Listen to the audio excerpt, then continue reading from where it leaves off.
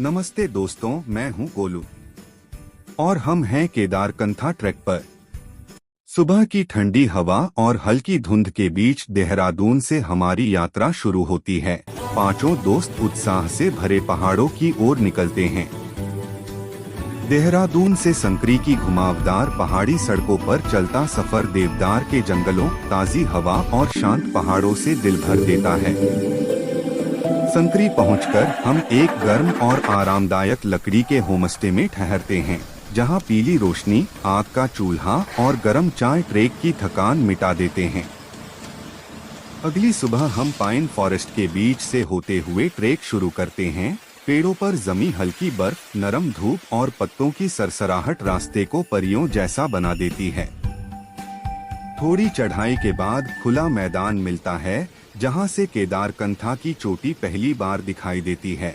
आसमान नीला और हवा बिल्कुल साफ। आगे चलकर हम जुदाका तलब पहुंचते हैं, जहां जमे हुए तालाब का शांत सौंदर्य और आसपास के देवदार एक मंत्रमुग्ध कर देने वाला दृश्य बनाते हैं।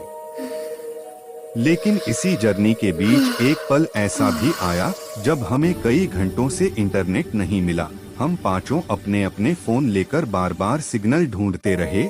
नो सर्विस देखकर मन टूट गया और परिवार की याद में हमारी आंखें भर आईं। ठंड, थकान और चढ़ाई की कठिनाई देखकर हम सब डिमोटिवेटेड, टायर्ड और होपलेस महसूस करने लगे।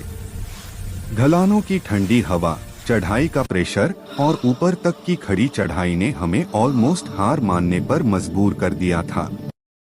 तभी हमारे गाइड अपनी नियॉन ग्रीन जैकेट में हमारे पास आए, हमें उठाया, पानी पिलाया, बैग हल्के करवाए और हिम्मत देते हुए बोले, थोड़ा और, तुम सब कर लोगे। उनकी बातों में ऐसी ताकत थी कि हम फिर से चल पड़े। रात 2 बजे शुरू हुई अंतिम चढ़ाई। अंधेरे में चमकती टॉर्चें, तेज हवा और ठंड हमारी हिम्मत का इम्तिहान लेती रहीं। और आखिरकार हम केदारकंठा समिट पर पहुंचे, जहां उगते सूरज की सुनहरी रोशनी बर्फ से ढकी चोटियों, स्वर्गारोहिणी ब्लैक पीक को चमका रही थी। वापसी में हम बर्फीली ढलानों पर फिसलते, हंसते मुस्कुराते नीचे उतरते गए और संकरी पहुंचकर गर्मागर्म मैगी का पहला कौर पूरे सफर की सारी थकान मिटा गया। यह ट्रेक सिर्फ एक यात्रा नहीं बल्कि भावनाओं, रोमांच, संघर्ष और दोस्तों की हंसी से भरी एक खूबसूरत कहानी बन गया।